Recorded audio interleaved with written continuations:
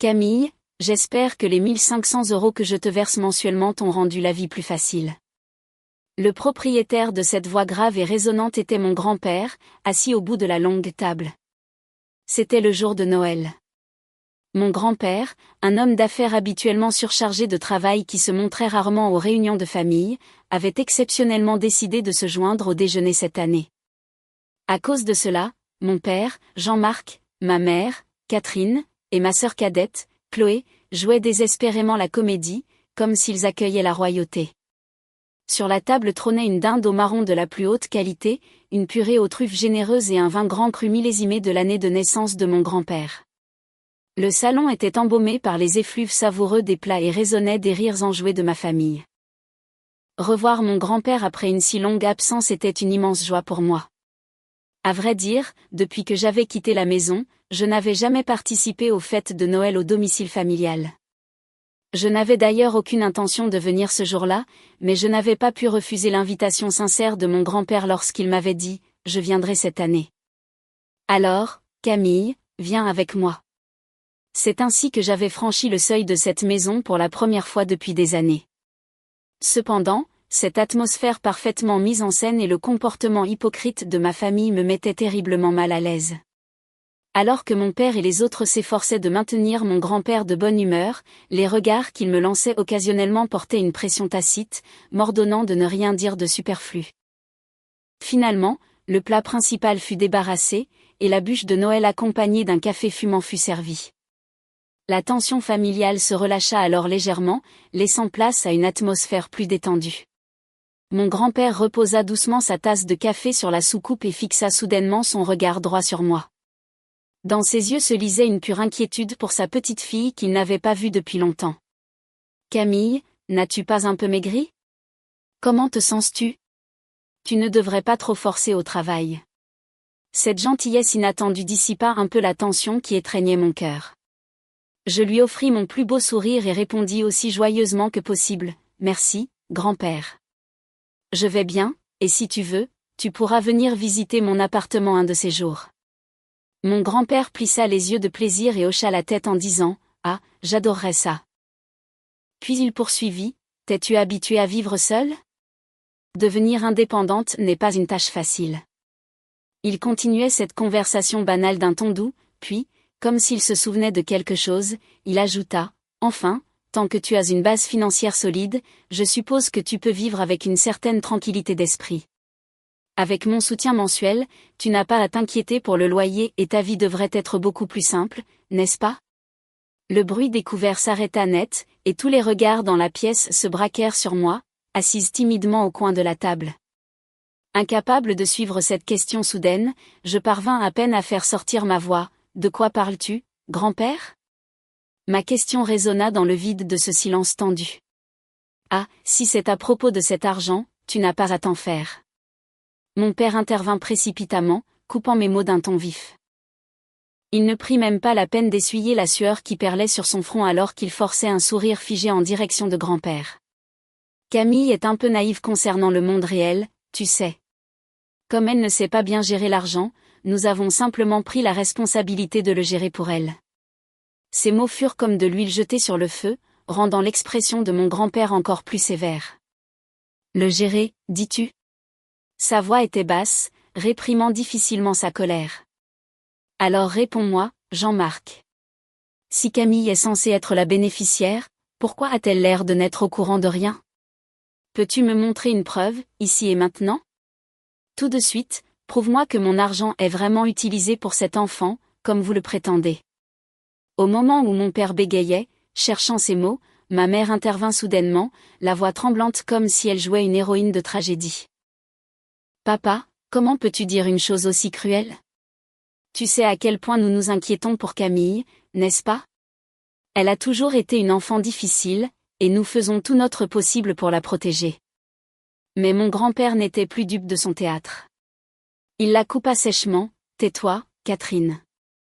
C'est toi qui m'as supplié pour une aide financière en premier lieu. » L'air dans le salon devint encore plus glacial.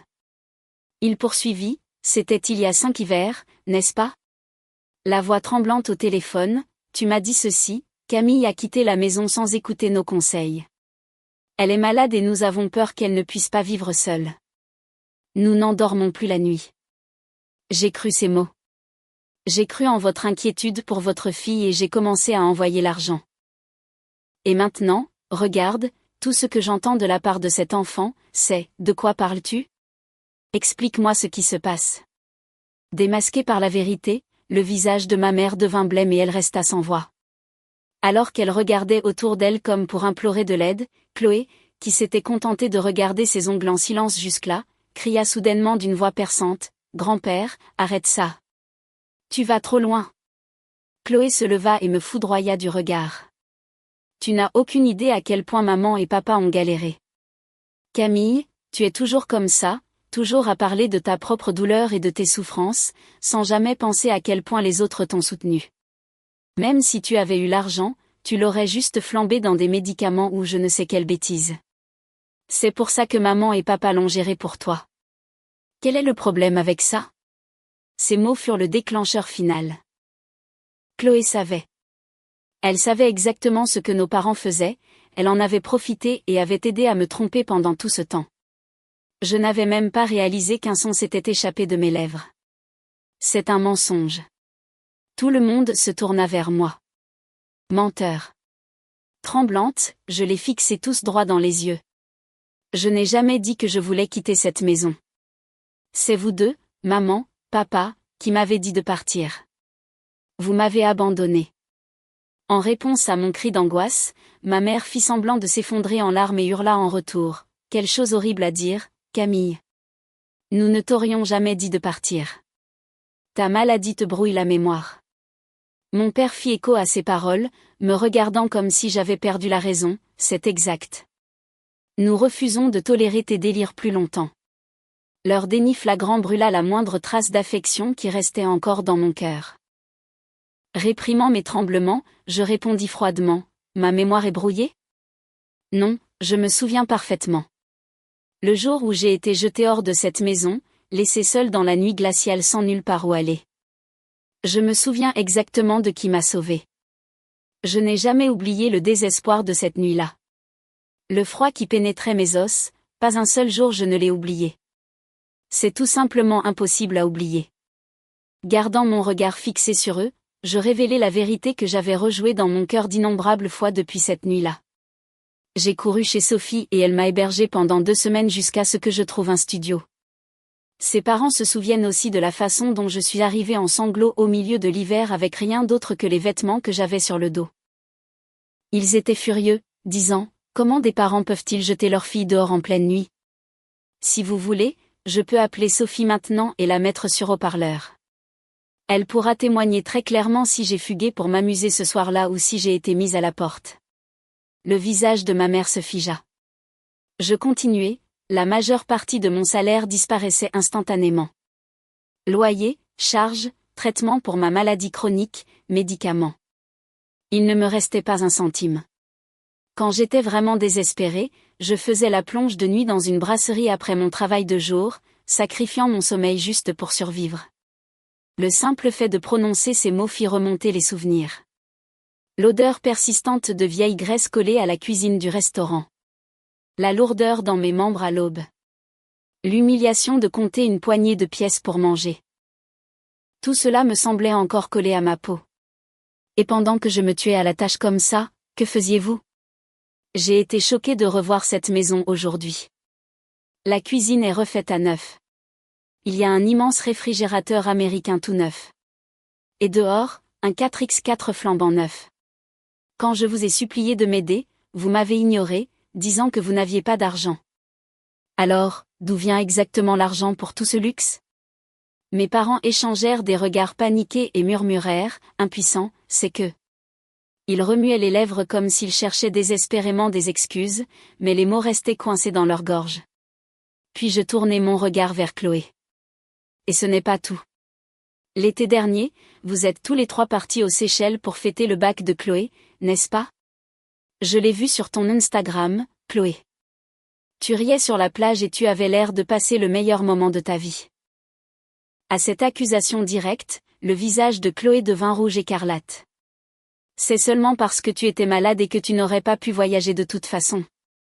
Elle essaya de trouver une autre excuse, mais sous le regard glacial de grand-père, elle ravala ses mots et baissa les yeux de honte. Elle aussi était complice de cette escroquerie. Grand-père observa cette dispute hideuse avec un regard froid, sans ciller.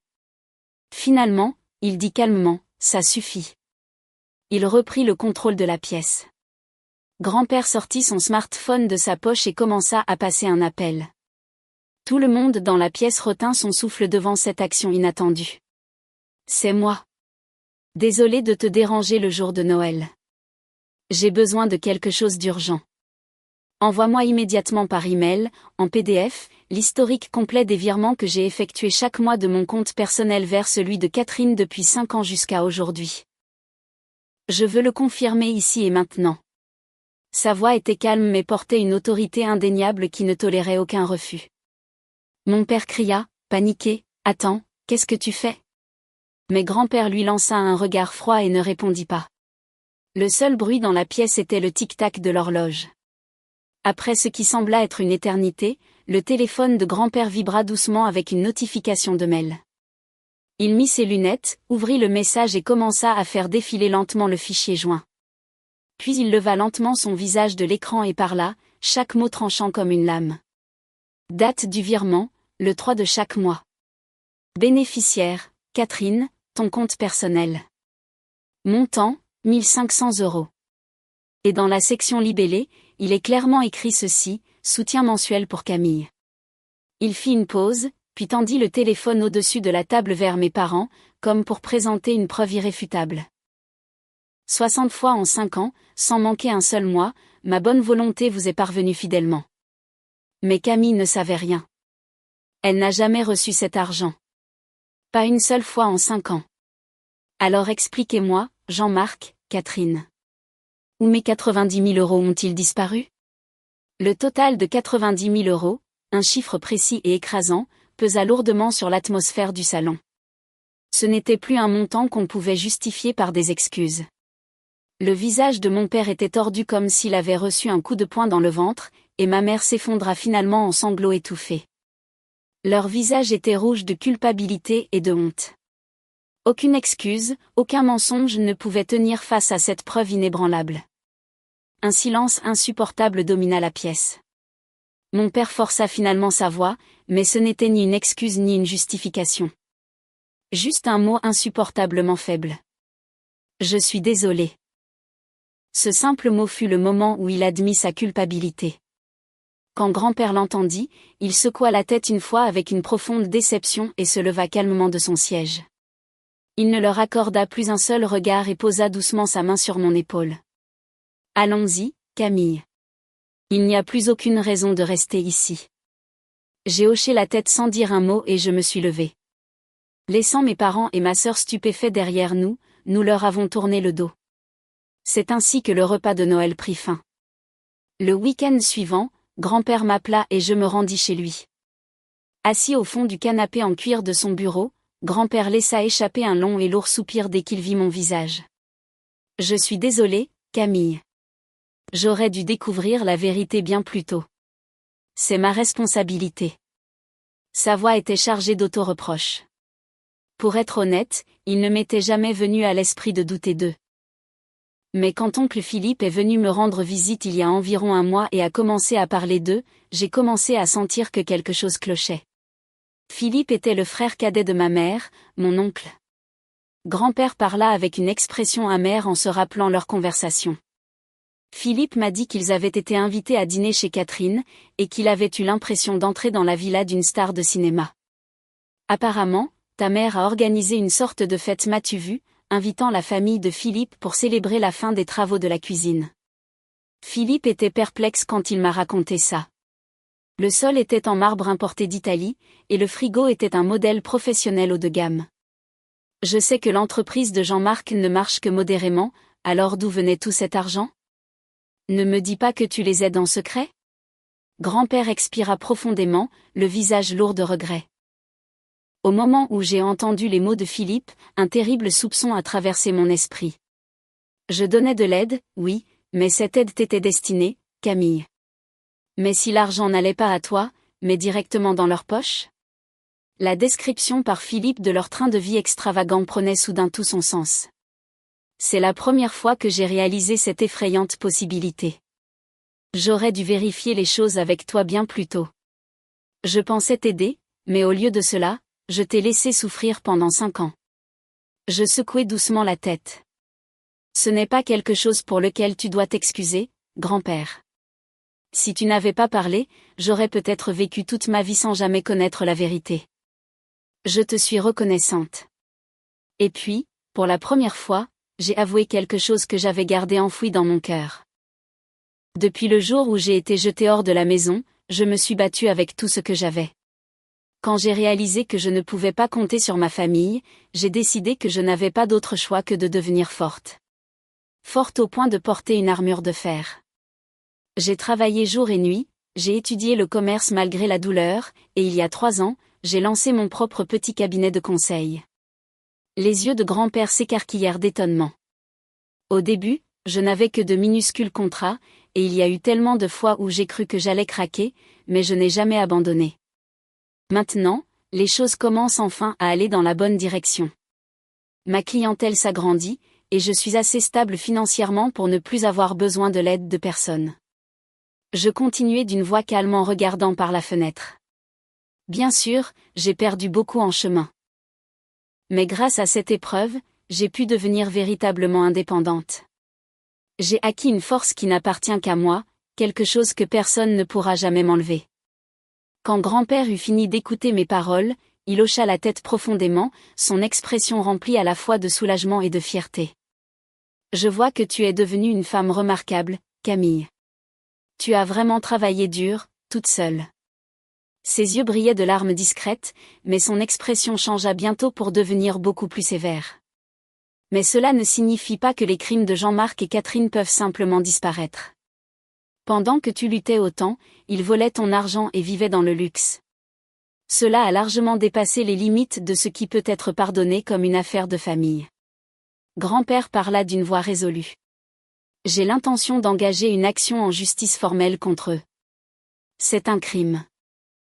Ils doivent comprendre le poids de ce qu'ils ont fait face à la rigueur de la loi. Cependant, cela t'entraînera aussi dans ce combat. Je ne peux pas procéder sans ton accord. Camille, dis-moi ce que tu veux. À ces mots, j'ai hoché la tête calmement. Je ressens la même chose, grand-père. Ils doivent faire face à ce qu'ils ont fait sans détourner le regard. Grand-père fit un signe de tête lourd et solennel. Très bien. Alors nous agissons immédiatement. Il n'y a aucune raison de leur montrer de la pitié. Sur ce, grand-père plongea la main dans sa veste sans hésitation et sortit son smartphone. Il tapa quelques instants sur l'écran et le porta à son oreille. Même si c'était un dimanche après-midi, la personne à l'autre bout décrocha après une seule sonnerie. Maître Rousseau, c'est moi. Désolé de vous déranger un jour férié, mais j'ai besoin que vous agissiez rapidement sur un dossier urgent. La voix de grand-père s'était totalement transformée. Disparue, la chaleur qu'il me montrait un instant plus tôt. À la place, c'était le ton froid et autoritaire d'un homme d'affaires au sommet de son article. Oui, c'est pour un procès. Les défendeurs sont Jean-Marc Dubois et Catherine Dubois. Oui, ma fille et son mari. Aucune clémence. Les chefs d'accusation sont abus de confiance et escroquerie. La victime est ma petite fille, Camille. Le montant total s'élève à 90 000 €. Me regardant droit dans les yeux, grand-père continua de donner des instructions à Maître Rousseau à l'autre bout du fil, sa voix calme mais portant un tranchant glacial. Comme preuve, j'ai déjà les relevés de virement de mon compte personnel, mais nous avons besoin d'une preuve définitive de l'utilisation qu'ils ont faite de l'argent. Lancez l'enquête immédiatement et tracez chacun de leurs actifs financiers. Transactions bancaires, relevés de cartes de crédit, oui, trouvez la source des fonds pour la rénovation de leur maison et la nouvelle voiture. Rassemblez des preuves accablantes pour qu'ils ne puissent pas s'échapper. Oui, procédez. Préparez la plainte dès que possible et faites-la livrer directement sur leur paillasson par huissier. Quand l'appel se termina, grand-père posa son smartphone sur la table et me parla avec une conviction inébranlable. Maître Rousseau est l'avocat en qui j'ai le plus confiance. Il gérera tout parfaitement. Avec ça, les dés sont jetés. Et ainsi, notre résolution commença à avancer, prenant forme à travers la loi. Environ un mois plus tard, mon smartphone se mit à sonner violemment. L'écran affichait un nom, maman. J'ai rejeté l'appel une fois, mais il revenait encore et encore avec une persistance implacable. Quand j'ai finalement rassemblé le courage d'appuyer sur le bouton de réponse, ses sanglots et sa voix perçante explosèrent à travers le combiné. Camille, s'il te plaît, parle à grand-père. Supplie-le de retirer la plainte. Nous sommes vraiment désolés. Nous nous repentons vraiment. Si ça continue, nous allons tout perdre. S'il te plaît, Camille. Je t'en supplie. Au moment où j'entendis ces supplications désespérées et le mot « famille », mon cœur devint étrangement froid et immobile. D'une voix dépouillée de toute émotion, tranchante comme la glace, je dis « Vous vous repentez ? Est-ce ainsi que quelqu'un qui se repent se comporte ? Quoi ? Vous aider parce que nous sommes une famille ? Je n'arrive pas à croire que tu puisses dire ça. Tu ne trembles pas parce que tu regrettes ce que tu m'as fait. Tu as peur de perdre ta vie confortable et ton image sociale, n'est-ce pas ? Elle garda le silence une seconde, comme si la vérité l'avait frappée de plein fouet, puis se précipita dans des excuses rapides. Non, nous réfléchissons vraiment à ce que nous avons fait. Nous pouvons en parler. En parler ? Il est trop tard pour ça. Grand-père a appelé l'avocat parce que vous m'avez trompé pendant 5 ans, ignoré ma souffrance et dépensé mon argent dans le luxe. Ce n'est pas quelque chose qui peut se résoudre avec de la réflexion. C'est la conséquence de vos choix. Camille, comment peux-tu traîner ta propre famille au tribunal ? À sa voix pleine d'apitoiement sur elle-même, j'ai enfin retiré l'épine qui était logée dans ma poitrine depuis si longtemps et je la lui ai renvoyée. Te souviens-tu, il y a 2 ans, quand je t'ai appelé en pleurant parce que je ne pouvais pas payer mon loyer ? J'avais besoin d'aide plus que tout. J'ai jeté ma fierté et je t'ai supplié. Et qu'as-tu dit ? Gère tes propres problèmes. Arrête de compter sur nous. N'attends pas qu'on te sauve. Puis tu m'as froidement raccroché au nez. À l'autre bout, je l'entendis inspirer brusquement. Son silence confirmait tout. Alors maintenant, je vais vous retourner exactement les mêmes mots. Gérez vos problèmes vous-même. Sur ce, j'ai mis fin à l'appel. Sa voix ressemblant à un cri fut coupée net. Immédiatement après, mon smartphone s'affola de messages entrants. De Jean-Marc, espèce de sale ingrate. Qui penses-tu qui t'a élevé ?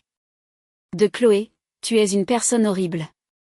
Je n'arrive pas à croire que tu poursuives ta propre famille en justice. Je n'ai répondu à aucun d'eux. Un par un, j'ai bloqué leur numéro. Et puis le procès commença. L'atmosphère dans la salle d'audience du tribunal était froide et solennelle. Dans cette pièce au haut plafond, même la moindre toux du juge résonnait avec une lourde gravité. Mes parents, assis sur le banc des accusés, ne ressemblaient en rien aux figures arrogantes que j'avais vues le soir de Noël. Jean-Marc était assis, les épaules affaissées comme englouties par son costume, et Catherine fixait le vide d'un air absent, le visage pâle. Chloé, assise près d'eux dans le public, avait entièrement perdu son éclat d'antan et gardait la tête baissée, tremblante. En contraste, mon cœur était étrangement calme. Grand-père était assis à mes côtés, et près de lui se tenait Maître Rousseau, notre avocat, tous deux calmes et composés. Nous n'attendions que la juste fin qui devait être rendue.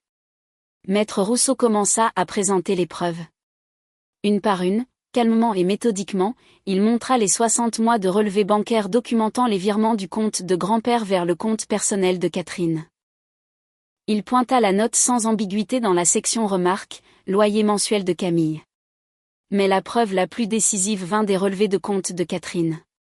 Quelques jours après chaque dépôt de grand-père le 3 du mois, des retraits pour un crédit auto ou des paiements par carte pour des vacances étaient effectués, comme parfaitement chronométrés. Il n'y avait pas une seule ligne indiquant un virement fait vers moi. L'avocat de la défense argua faiblement qu'il s'agissait simplement d'une aide financière au sein de la famille et qu'il n'y avait eu aucune intention malveillante, mais Maître Rousseau le coupa immédiatement. Aucune intention malveillante, dites-vous ? Alors expliquez ceci s'il vous plaît.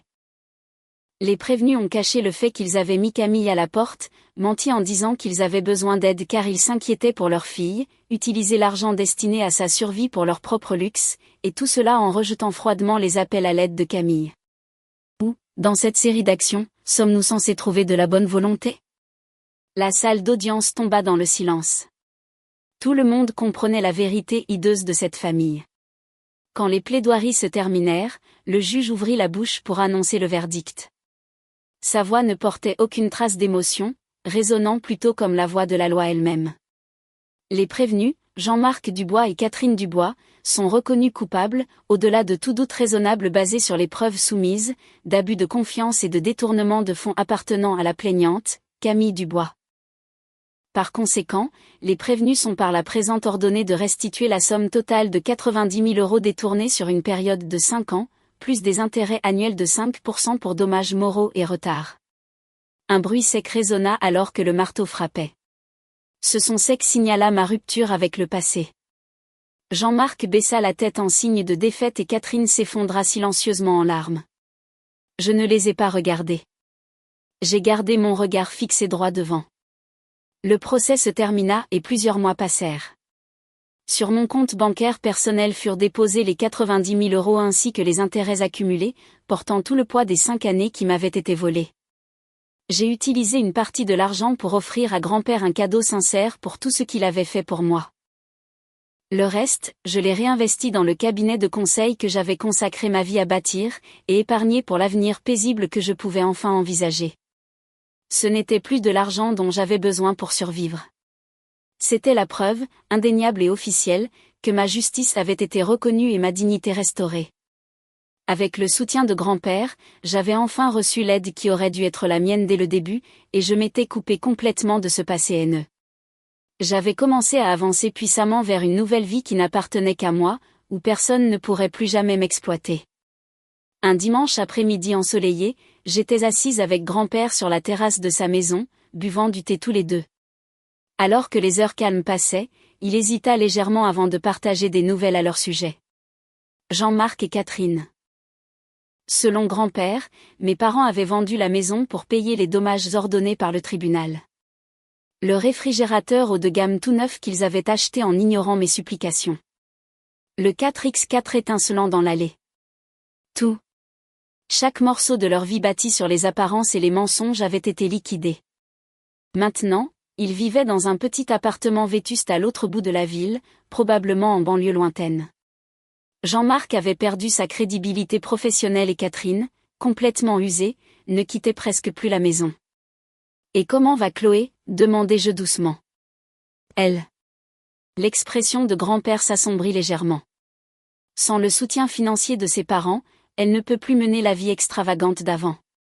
Elle travaille maintenant comme caissière dans un supermarché du coin pour s'en sortir.